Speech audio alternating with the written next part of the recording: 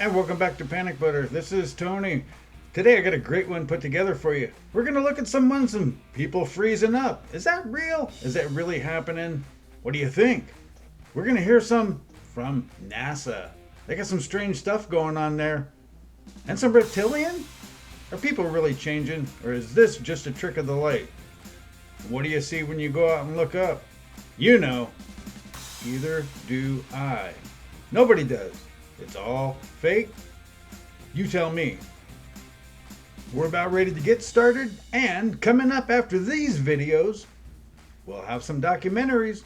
Yep, one subject, one video. Let me know what you think. Sit back and enjoy. Here we go. First up, are they really freezing? Leave room for the Holy Ghost. Leave room for the Holy Ghost. Anyway, there is a lot of memories today, actually. It's a big day in music history. 35 years ago today, Elvis Presley passed away, the king of rock and roll. And as Mark Cohn says in his great song, Walking in Memphis, there's a pretty little thing waiting for the king down in the jungle. Yeah, that's been around for a while. We seen that. He froze right up there when he heard it, didn't he? Snapped out of it though pretty quick. But as normal, is it real?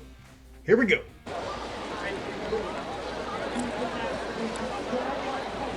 What's going on here?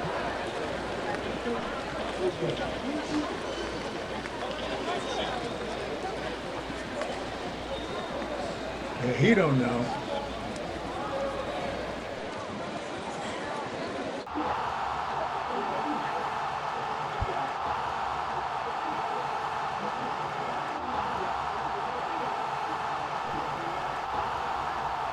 She's got the answer though.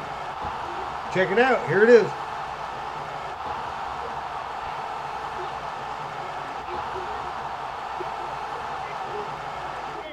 Yeah.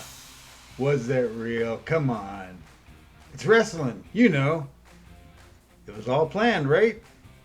Sure it was. Here we go. Next up. Injustice. And again, the food security issue. He's been spelling that out the whole time. I want you to know that we in the Congress fully support and take pride in the president's agenda that he is advancing here in the summit of the Americas. Oh, that was a great deer caught in the headlights. I don't think that was freezing up. What do you think? That was far from it. More like stage fright. Here we go. Oh man, I know they got an excuse for this. Shaq this whole time. Who is the reigning two-time Trying to tell you, man, this happened too much in Hollywood. Look. Player talent show. You are talented. I give you a little credit on that. A lot of credit. You're very talented. I mean, you're not a karaoke guy like me, but you can ask. Charles, you know they call me a acting like brown they eyes, don't right? sing. As a matter of fact, you both have experience singing New York, New York. His was at the Slam Dunk Man, Contest. right here. Was in Vegas. Yes. We had the show out Charlie there. song, Here's man. the little sample. Shaq's still stuck right now, man. Jordan Peele movie shit. Trolling somebody. This is they call Tyrone and that shit, man. Watch this. The whole time he was still stuck. So I love to do karaoke. That's good, isn't it? See those two mics back there? You made up your own words. Yeah, was he really frozen or was he acting? Come on. It's been out for a while. What do you think? Has it happened again? Like this. What do you think? What's going on with Katy Perry? Why is she glitching? Wait for it.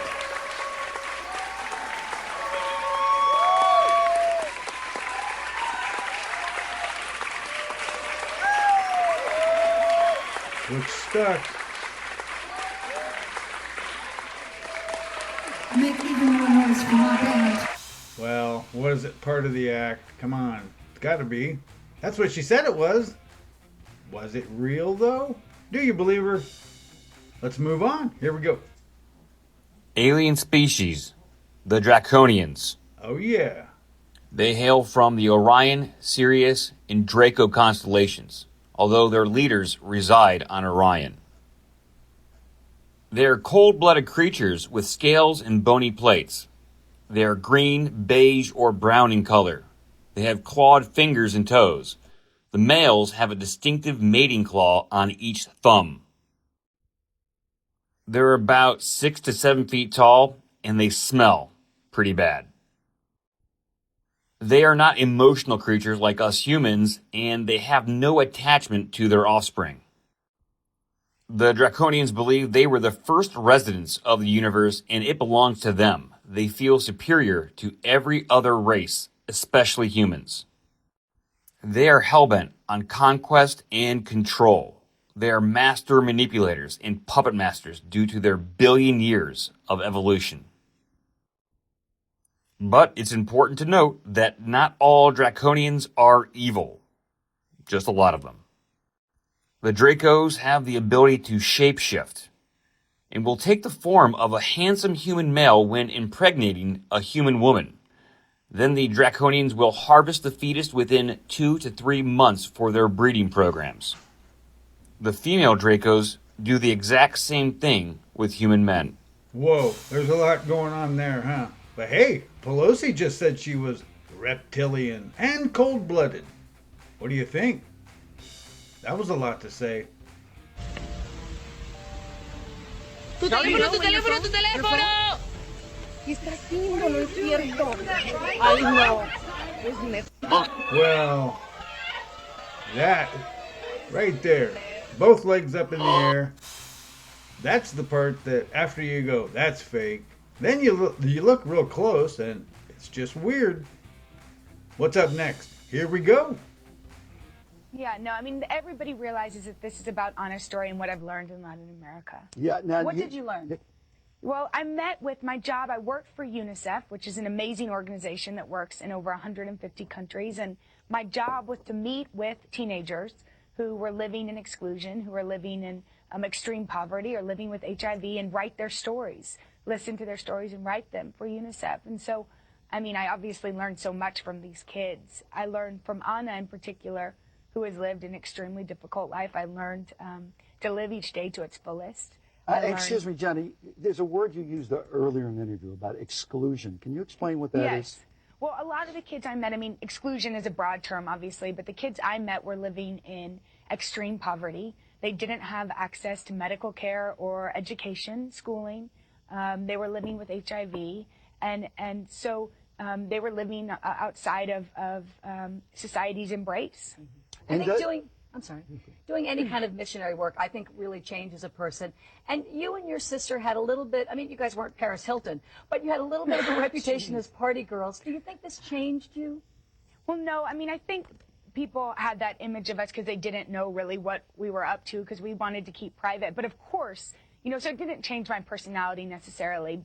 But I taught for 2 years after the University of Texas, after graduating, and then went on to Latin America. And you know, of course, I've grown up. It's been 7 years since people had that image of me.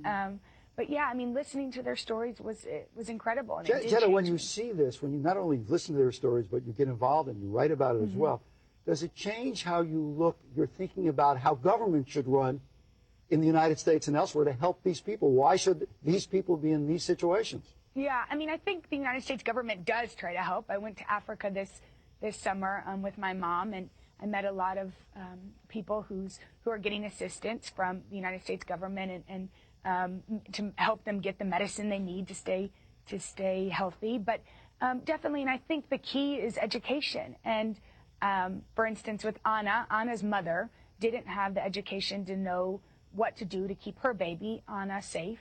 So Anna inherited HIV from her mom. But Anna, with education in Latin America, has taken the proper ARVs, and her baby, Beatriz, is most likely HIV negative. So there is a positive light to all of this. Does it ever make you feel like you... Yeah, so were they seeing it? And were they trying to correct it? What do you think? Pretty weird. Here we go, we got more. There is a video, high-resolution video, of, I can't say what platform it was taken from, I can't say where it was taken from, but an object that, do you know how large an offshore oil derrick is? They're huge, right? Yeah. They're like almost like a small city, right? They're like one city block. They're huge. They're enormous things. There is a video that shows one of these objects underwater that goes by. The speed was calculated between 450 and 550 knots underwater, and it was bigger than the offshore derrick that it was passing, because you could see in the video the offshore derrick, and you could see this thing zip right by it. Wow, that's huge, but we need to see it to believe it. That's how it goes. Like this. Go out and look up. What do you see? Craziness. Brand new UFO sighting. We've got an awesome new UAP UFO video here. This footage was taken by a pilot over the Atlantic Ocean. The pilot stated, quote, "I'm an airline pilot and was flying over the Atlantic Ocean when me and the captain spotted these orbs of light that kept moving around each other. And at one point, we saw them move at incredible speed and stop and hover instantaneously. I see stuff like this every day, and there's nothing on the radar that indicated it was a plane or a satellite. It was nighttime, so the video is grainy when it's zoomed in, but check it out. Let me know what you think." Definitely weird.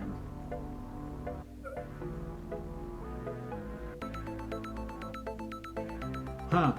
What do you think? Been seeing a lot of this lately.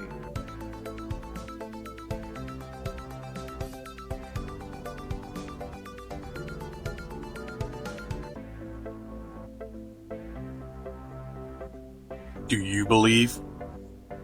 Oh yeah, what do you think? Do you believe? Yeah, all you have to do now is just go out and look up. Nearly every time you see something weird.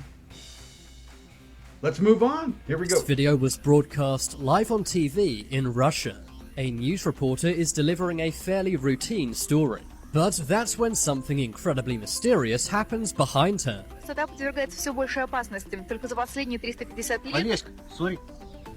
Ой, ничего себе. Что это? Yeah, what? Вау.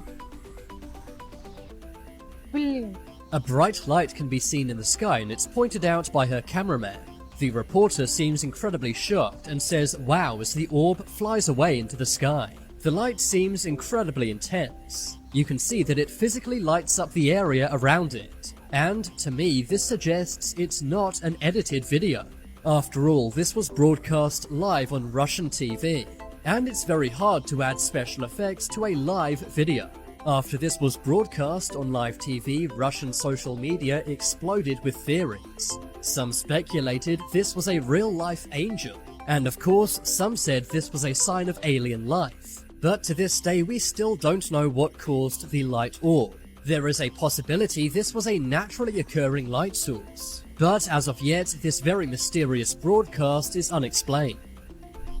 Yeah, that was pretty cool, huh? That was on TV, live. Yeah, not recorded. Happened right behind him. This, however... Alright, we're here in Gettysburg. Just before the 150th. Where should I stop? Pull off here. Okay, it's over here. Yeah. So there's activity here before, but... Alright, so we're gonna sit here for a while. Just kind of film the camera. A lot of tricks left from here. See what happens.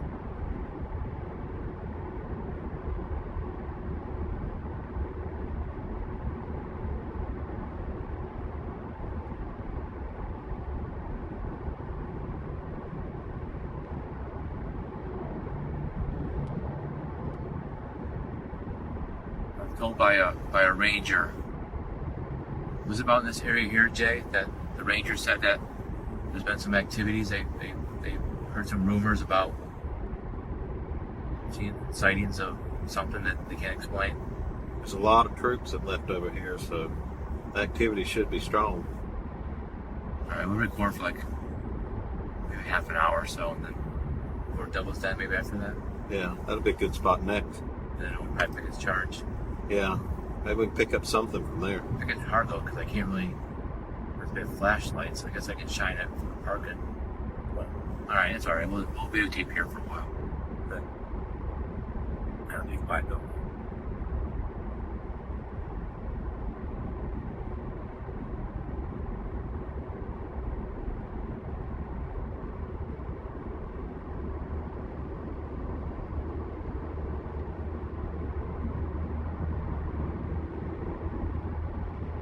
Holy crap.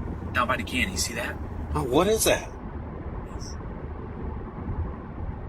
God.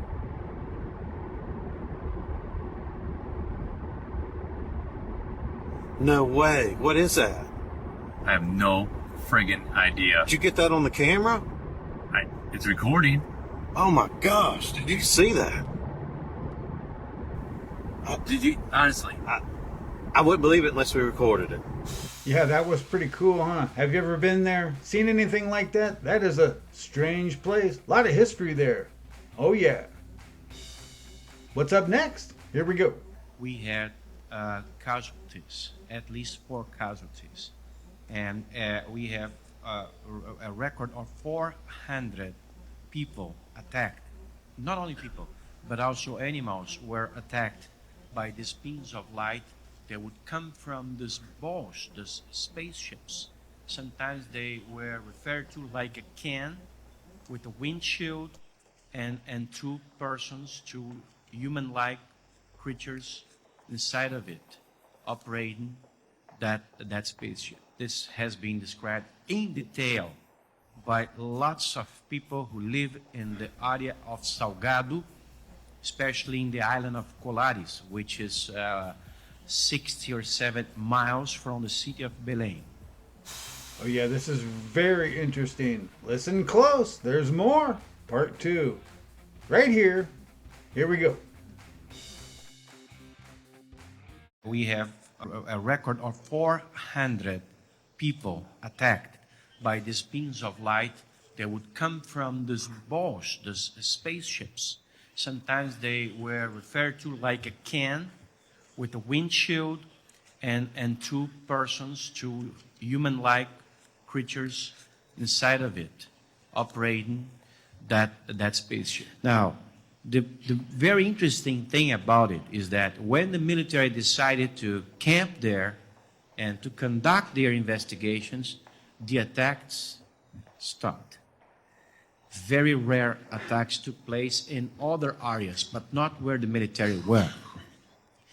And also, when the military decided to change their camping from one point of the island to another point of the island, the objects that would be hovering those previous point, that previous point where the operations were taking place, would move to the other area, like it in the own words of the commander of the operations officer, Yolanda, like if these intelligences knew what the military were doing in that area. That's very amazing. These are only 440 pages of a total of 2,000 pages that were produced as a result of the Operation Saucer. I would like to address this to you. I would like that you have time to examine this, because this contains very hard information collected in a military fashion by military men on duty investigating UFO in a confidential, not top secret, but confidential, sometimes reserved operation by the Brazilian Air Force in the Amazon. We don't know for what reason that took place, but that happened. Oh yeah, and to 400 nonetheless. Not just 1 or 2 or 5, 400. Let's move on. This is great. Here we go. Up next. The Pentagon said there actually may be an alien mothership right outside of Earth. This is actually pretty freaky. BBC Nightly News. The Pentagon said that there is a potential mothership headed towards Earth. Yeah, you told me on the lookout, He said so casually. And he's like, we'll be right back after this. And it's like, what? All right, the Pentagon said this.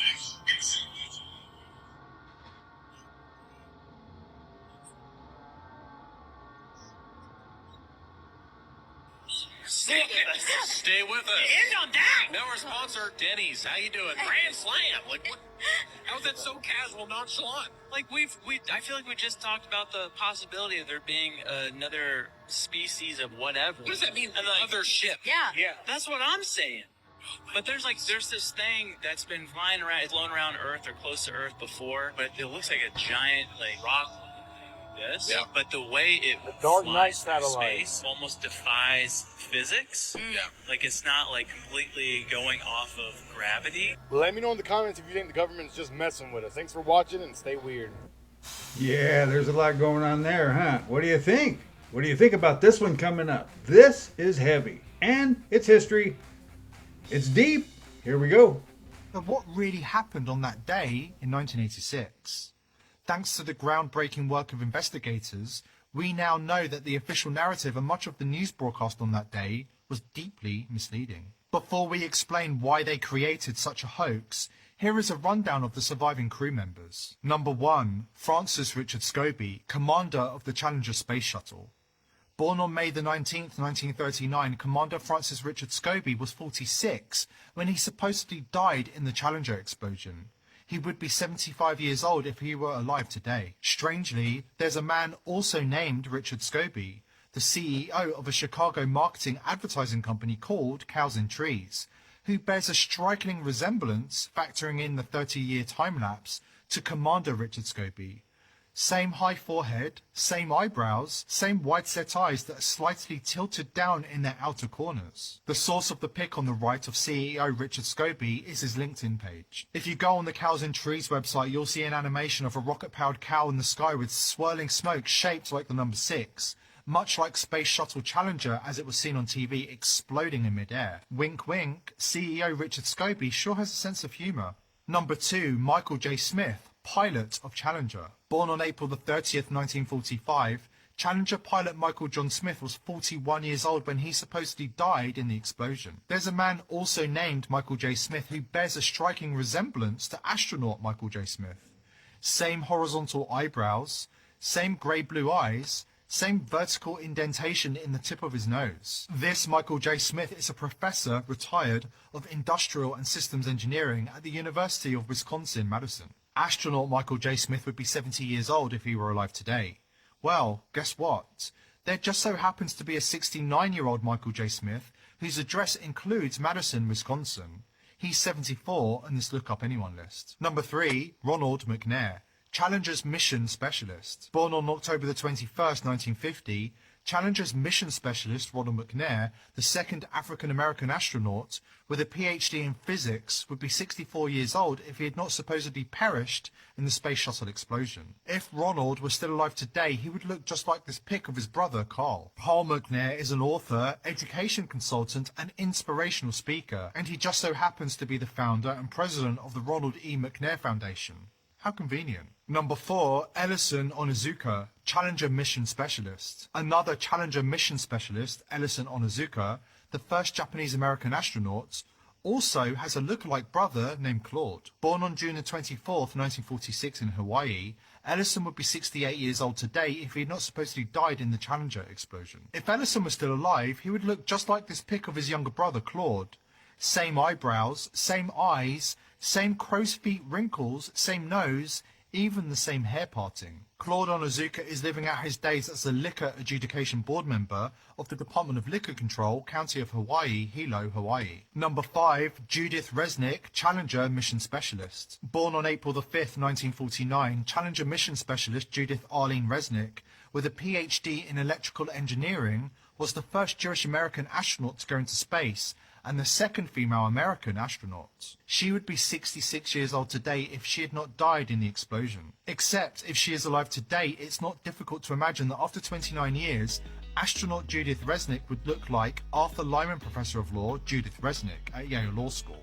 Dark curly hair, dark eyes, same eyebrow shape, same lines on both sides of the face extending up from the jaw. When you compare the voices and mannerisms of astronaut Judith Resnick and Professor Judith Resnick, the similarity becomes undeniable. We looked through Ancestry.com's 241 death records for the last name Resnick, but we can't find the Social Security Death Index for astronaut Judith Resnick or any other Judith Resnick. Number 6, Sharon Krista McAuliffe, Challenger Payload Specialist. Born on September 2nd, 1948, Sharon Krista McAuliffe was a social studies teacher at Concord High School in New Hampshire when she was selected from over 11,000 applicants to participate in the NASA Teacher in Space project. If Challenger had not exploded, she would be the first teacher in space.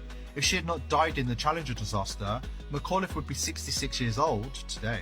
Well, there's a Sharon A. McAuliffe, an adjunct professor at Syracuse University College of Law, who kind of looks like an older astronaut McAuliffe, factoring in the 30 years time lapse. Look at the cowlick of hair, sweeping from the center of their hairlines to the left side of their foreheads. It may also be entirely coincidental that Syracuse law professor Sharon is a cousin of Terry McAuliffe, the current governor of Virginia, who was co-chairman of President Bill Clinton's 1996 re-election campaign and chairman of Hillary Clinton's 2008 presidential campaign. Terry McAuliffe, an advocate of gun control, is also very much concerned about NASA funding issues. In the end, we need to ask ourselves this question. It's one thing that one of Challenger's crew members resembles someone alive today. We could chalk that up to a coincidence. But it's another thing entirely that 6 members of the Challenger crew have doppelgangers who are alive and in some cases with exactly the same names. Richard Scobie, Michael J. Smith, Judith Resnick and Sharon McAuliffe, and are working at high levels in their original careers. What are the chances of that? You don't have to be a NASA boffin to know that those odds defy statistical probability. So why would NASA create another hoax? Those interested in gematria might be interested to know that NASA stands for the National Aeronautical and Space Association, and if you attribute a number to each character, you get 666. Given the powerful symbolic value of space missions, it should come as no surprise that NASA are part of the occult elite, waging powerful psychological wars on mankind. An expression immediately comes to mind, revelation of the method. Originating from the ancient Rosicrucian texts, this concept refers to the process of exposing the masses to dark realities, often in a veiled and underhanded manner, including hoaxes, to mock the masses. Some occultists compare this normalization process to the alchemical great work, where the world is transmuted according to the will of the occult elite. In his book, Secret Societies and Psychological Warfare, Michael Hoffman explained why the elite like to rub our faces in it. The alchemical principle of the revelation of the method has as its chief components a clown-like grinning mockery of the victims as a show of power and macabre arrogance. When this is performed in a veiled manner, accompanied by certain occult signs and symbolic words, and elicits no meaningful response of oppositions or resistance from the targets, it is one of the most efficacious techniques of psychological... Now more strange space stuff. Yeah, what do you think about that? Yeah, you know what? In space, they just heard sonar. Hey, let's move on. Does anyone else find it strange that 6'6" Michael Jordan won his 6th championship in the 6th month, in the 6th game, with 6.6 seconds remaining in the game? Now, Michael Jordan is my favorite athlete of all time, but I now know what athletes have to do to get to this position, and I'm going to show you. You see, if you want to get to the elite of the elite levels of Hollywood and athletics, you got to become part of their club. And Michael just happens to be a former member of a fraternity that turns out a lot of Masons. And while Michael isn't as open about it, Shaq sure is. Shaq has no shame about the fact that he is a 33-degree Freemason. And if he made it that high, well, then I don't think there's any doubt that he made it that high. Because there's no doubt that Michael is part of that fraternity. And that fraternity is just an easy stepping stone to the Masons. But I don't just think it's about becoming part of their club. I think there's a spiritual component to this. Because while Michael Air Jordan is just a clever nickname for someone who can jump high, I think there's more to that name than we know. Because Lucifer just happened to be the prince of the power of the air. Because we see people like LeBron literally look like they're trying to summon spirits to them. And I think Michael was no different. I think he was just more discreet about it. And not only do they summon spirits to them, but I think they intentionally mock the ultimate spirit. I didn't know he was going to be there, but I seen him walking towards me, and it was kind of like he was walking on air. I had to pitch myself as, is that Michael? Who? And it's like he was like Black Jesus to me. Like. And while oftentimes Michael referred to himself as Black Jesus, all the other players did too. Larry Bird was even quoted as saying that wasn't Michael Jordan, that was God in disguise as Michael Jordan. That wasn't Michael Jordan out there, it was God disguised. In the game, in the second half, He ended up with 44, and I ended up with 12. So he outscored me 40-2. And as he's walking off, he's like, "Sure, and be careful. You never talk to Black Jesus like that." But I don't think he's summoning Jesus. Oh no. I think he's summoning someone else. And I think that might just be why the number 6 follows him everywhere. You can't just summon these entities without making some sort of sacrifice. My mama was sacrificed. You understand? Yeah. Michael Jordan, what about him? His dad, right? Now, you may not fully understand that you're living in a spiritual world and there's spiritual warfare and summoning going on all around us. I don't know about you, but that doesn't look human to me. And if it has eyes like a snake, and walks like a snake, and sounds like a snake, The fear factor. then maybe all those 6s associated with MJ aren't just a coincidence. And just for a little added bonus, if you didn't know, the Bulls just happened to be established in 1966. And their logo, when turned upside down, depending on how dirty your mind is, can see a few things. But what I see is some sort of pagan reading some sort of ritual book. But maybe that's just me. But as usual, all this was just for entertainment. I'm sure that was just a comfortable way to hold his hand while taking a picture. It was an artistic interpretation of a good picture. Entertainment value only. I know they don't summon spirits, especially not evil ones associated with 666. Entertainment only. Oh yeah, that's it for us. Thanks for joining me. Hit that subscribe button, turn your notifications on, and you too will be right back at the beginning of the next one. And coming up, we also have some documentaries. One subject, one video. Thanks for joining me, and you have a wonderful evening. See you next time. Bye.